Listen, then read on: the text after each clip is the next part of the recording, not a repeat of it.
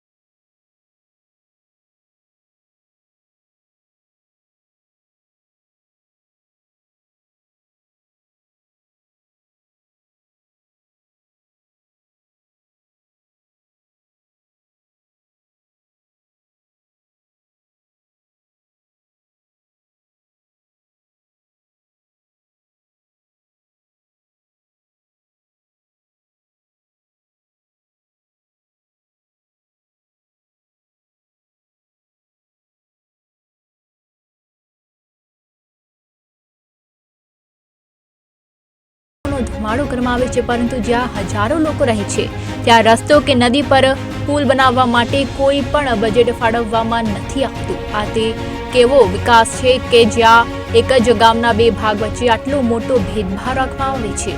પાયાની સુવિધાઓના અભાવે આ લોકોમાં હવે તંત્ર અને સરકાર પ્રત્યે ભારે રોષ ફાટી નીકળ્યો છે કે જો રોડ નહીં તો વોટ નહીં, કારણ કે અહીં ચૂંટણીનો બહિષ્કાર કરવાનું પાછળનું કારણ એ છે કે અહીં 9-10ની સ્કૂલ આવેલી છે, આજુબાજુ ગામના વિદ્યાર્થીઓ અહીં ભણવા આવતા હોય છે, સાથે અહીં બાજુમાં પ્રાઇમરી સ્કૂલ તેમજ આંગણવાડી પણ આવેલી છે।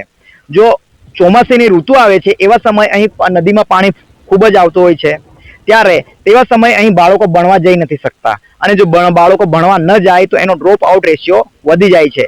આદિવાસી વિસ્તાર પાછળ રહેવાનું કારણ એ છે કે રસ્તા ન હોવાને કારણે અને ડ્રોપ આઉટ રેશિયો વધે છે, એના કારણે આદિવાસી વિસ્તાર પાછળ છે। અને બીજી હું વાત કરીશ કે આ રસ્તા વિશે અમે સરકારમાં રજૂઆત નથી કરી એવું નથી, અમે કરેલી છે, વારંવાર કરી છે, અને સરકાર દ્વારા જવાબ આપવામાં આવે છે કે આ રસ્તો બનવાનો જ છે અને એનો જોબ નંબર પણ ફાળવી દેવામાં આવેલો છે। જોબ નંબર ફાળવી દેવામાં આવેલો છે પણ રસ્તો જમીન પર આવેલ ન હોવાને કારણે આ સમસ્યાઓ પડતી હોય છે। જો આ 6 કિલોમીટરનો રસ્તો બની જાય તો જે અહીં તીર્થયાત્રા કરવા આવે છે, એટલે કે નર્મદા પરિક્રમા કરવા આવે છે, એ લોકોને પણ એનો સીધો ફાયદો થશે। અને બીજી વસ્તુ કે હાંફેશ્વર ગામને અહીં તીર્થગામ તેમજ પર્યટન ગામનો બેસ્ટ એવોર્ડ આપેલો છે। આ બેસ્ટ એવોર્ડમાં આ લોકોને 10 કરોડ રૂપિયા આપવામાં આવેલા છે। આ 10 કરોડ રૂપિયા એ સરકારે અહીં જે ટેન્થો બનાવવામાં તેમજ પથ્થરોને શણગાર કરવામાં, ઘાસ રોપવામાં વાપરેલા છે। પણ સરકારને મારે એ કહેવું છે કે અહીંના લોકોના માટે સ્કૂલે જવા માટે રસ્તો નથી, તો અમારે એ ટુરિઝમના વિકાસનો શું કરવાનો?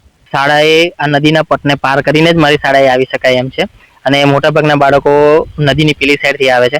રહી શિયાળાની વાત તો એમાં નોર્મલ હોય છે, પણ ચોમાસાના 4 મહિનામાં નદીમાં ખૂબ જ પાણી રહે છે અને પાણીમાં પડીને જ શાળાએ આવવાનું જોખમ રહે છે। અમે ખુદ છેલ્લા 2 વર્ષ થયા છે અમને અહીંયા જોઈન થયે, પણ 2 વર્ષમાં ઘણા દિવસો એવા આવે છે કે જ્યારે તકલીફ પડી જાય છે। ઘણી વખત નાવ બી બોલાવી પડે છે, નાવમાં બેસીને પેલી સાઈડ જવું પડે છે, તો આવી તકલીફ રહે છે। તો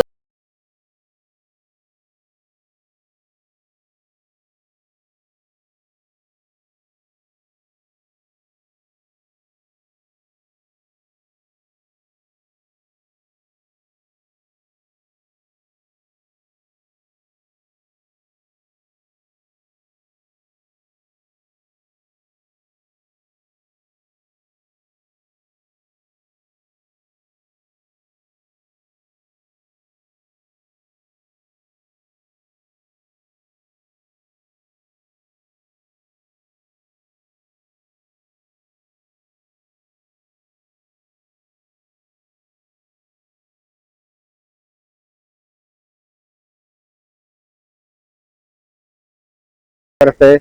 આ મેન પ્રશ્ન છે રોડનો છે. છોકરા માટે સ્કૂલે જવું હોય તો પછી આ કોતર ચોમાસામાં આવી જાય તો પછી ઇંતજાર કરવું પડે, પછી જવું પડે. અમારે કોઈ પરિક્રમાવાસી જવાના હોય તો 100 કિલોમીટર સુધીમાં એમપી લાગે છે. પછી એમાં આ સીધી રીતે શોર્ટકટમાં રસ્તો છે એ પરિક્રમાવાસીને હેલો પડે છે. આ બાજુ જવું હોય તો પછી લગભગ 10-12 કિલોમીટર ફરીને જવું પડે છે. એમ તો સરકારને વિનંતી છે કે અમારો રોડ આ ભણી જાય તો પછી બધા માટે સારો છે. તકલીફ છે કે બાળકો બિચારા ચોમાસાની ટાઈમે, કેમ કે આ મેન વેણ તો ઘણી બધી થાય છે, કેમ કે જ્યાં સુધી એનો કદાચ સ્કૂલમાં જતા રહેલા હોય ને કદાચ વરસાદ વધુ પડી ગયો તો શિક્ષકો પણ રોકાઈ જાય છે. અને શિક્ષકો બિચારા એ વાલીઓને અમુક ટાઈમે લાઇટ ના હોય, કદાચ ટાવર ના હોય તો એ લોકોને સ્કૂલમાં પણ રોકી રાખવું પડે. વર્ષોની રજૂઆતો, આવેદનપત્રો અને નેતાઓના પોકળ આશ્વાસનોથી કંટાળીને હવે ગ્રામજનોએ આખરી નિર્ણય લીધો છે. આગામી ચૂંટણીનો સંપૂર્ણ બહિષ્કાર કરવાનું એલાન કરવામાં આવ્યું છે. ગામના ખૂણે ખૂણે રોડ નહીં તો વોટ નહીંના બેનરો લાગી ગયા છે. લોકોનું કહેવું છે કે જો સરકાર અમને રસ્તો આપી નથી શકતી તો અમને મત માંગવાનો પણ તેમને કોઈ અધિકાર નથી. બીજી તરફ વહીવટી તંત્ર તરફથી એવો બચાવ કરવામાં આવી રહ્યો છે કે રસ્તો તો મંજૂર થઈ ગયો છે, પરંતુ જમીન વન વિભાગની હોવાથી ટેકનિકલ મંજૂરીઓ બાકી છે. જોકે આ મંજૂરી ક્યારે આવશે અને કામ ક્યારે શરૂ થશે તે અંગે કોઈ પણ અધિકારી સ્પષ્ટ જવાબ આપવા તૈયાર નથી. કે હાફેશ્વરમાં મહુડી બારી ફળિયાને જોડતો 6 કિલોમીટરનો રસ્તો સરકારશ્રી દ્વારા મંજૂર કરવામાં આવેલો છે. જે અંગેની ટેન્ડર પ્રક્રિયા માર્ગ અને મકાન વિભાગ પંચાયત મારફતે અમે પૂર્ણ કરેલી છે અને જે બાબતનો વર્ક ઓર્ડર પણ ઇજારદારશ્રીને આપવામાં આવેલો છે. પરંતુ આમાં જે હાફેશ્વર મહુડી બારી ફળિયાને જે જોડતો રસ્તો છે તેની પથરેખા જંગલ જમીનમાંથી પસાર થાય છે.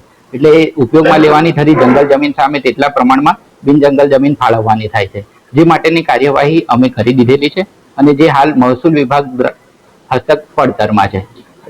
અને સાથે સાથે જે ફોરેસ્ટ વિભાગની, વન વિભાગની જે મંજૂરી મેળવવાની થાય છે તેની પણ પેરેલલ પ્રક્રિયા અમે કરેલી છે અને એ ટૂંક સમયમાં મંજૂર થવામાં છે.